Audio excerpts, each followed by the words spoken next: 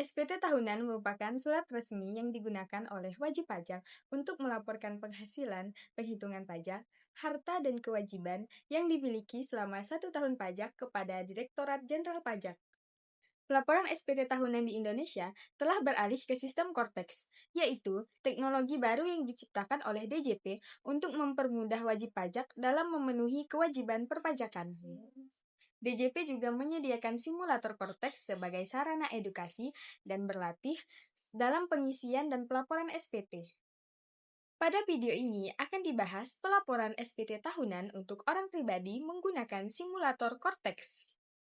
Sebelum melanjutkan ke pengisian SPT, teman-teman harus menyiapkan dokumen-dokumen pendukung yang berupa bukti pemotongan PPh dari pemberi kerja, daftar harta atau aset, daftar utang dan piutang, daftar anggota keluarga dan tanggungan, serta dokumen-dokumen pendukung lainnya yang diperlukan. Selanjutnya, silahkan kunjungi laman simulator Cortex untuk login.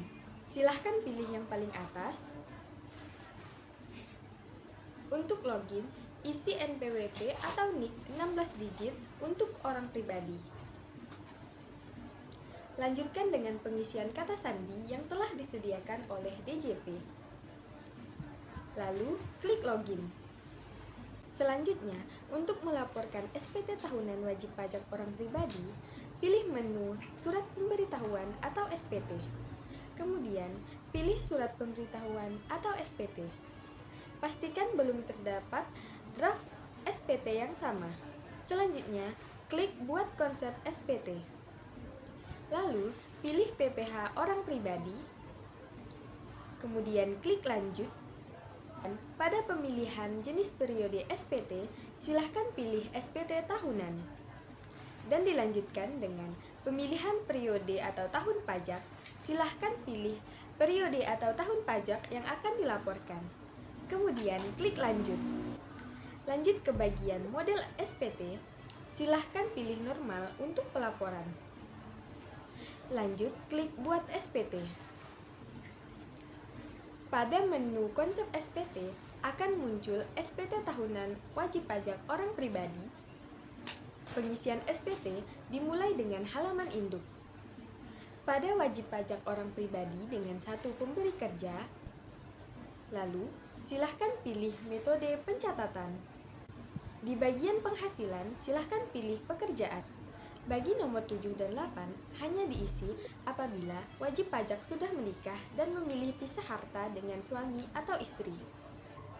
Berikutnya, pada bagian B, 1A, menerima penghasilan dalam negeri dari pekerjaan, pilih ya. Maka, sistem akan otomatis mengisi penghasilan. Penghasilan dalam negeri dari pekerjaan atau usaha bebas, pilih tidak. Pertanyaan 1B2 hingga 1B5 telah dinonaktifkan karena telah mengisi pertanyaan sebelumnya.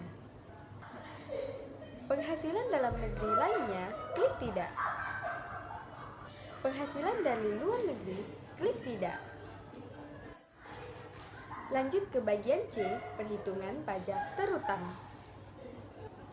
Pada nomor 2, penghasilan neto setahun merupakan hasil penjumlahan dari bagian 1A, 1B, 1C, dan 1D dan telah terisi otomatis oleh sistem. Pada bagian pengurang penghasilan dari kompensasi kerugian atau zakat, pilih sesuaikan dengan keadaan. Nomor 4 telah terisi otomatis oleh sistem. Nomor 5, pilih kategori status. Di sini dicontohkan pilih status TK0 atau tidak kawin dengan 0 tanggungan. Nomor 6 dan 7 telah terisi otomatis oleh sistem. Nomor 8, pengurang PPh terutang, pilih tidak. Maka nomor 9 terisi otomatis mengikuti nomor 7 dan 8. Selanjutnya D, kredit pajak. Nomor 10A, terdapat PPh yang telah dipotong oleh pihak lain. Pilih ya, maka sistem akan otomatis memunculkan angka. 10B dan 10C telah terisi otomatis oleh sistem dan 10D pilih tidak. Lanjut ke bagian E, penghasilan kurang atau lebih baik. Bagian 11A merupakan hasil dari bagian 9 dikurang bagian 10A dikurang 10B dikurang 10C dan ditambah 10D. Bagian 11B pilih tidak. 11C merupakan hasil pengurangan dari 11A dikurang 11B. Bagian F, pembetulan, hanya diisi apabila model SPT tahunan adalah pembetulan. Bagian G, permohonan pengembalian PPh lebih bayar, dilengkapi apabila status SPT tahunan lebih bayar dan mengajukan pengembalian dana kepada DJP. Pada bagian H, angsuran PPh pasal 25 tahun pajak berikutnya. Angka 13A, 13B, dan 13C pilih tidak. Pernyataan transaksi lainnya.